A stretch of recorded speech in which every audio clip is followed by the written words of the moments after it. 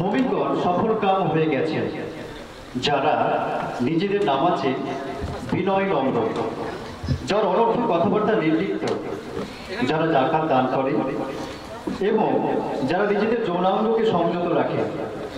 তবে তাদের স্ত্রী এবং মালিকানা ভুক্ত দাসীদের ক্ষেত্রে সংযত না রাখলে তারা তিরস্কৃত হবে না।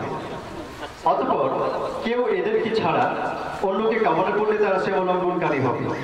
এবং যারা আমানত এবং অঙ্গীকার সম্পর্ক হুঁশিয়ার থাকে এবং যারা তাদের নামাজ সমূহের খবর রাখে তারাই উত্তরাধিকার লাভ করবে।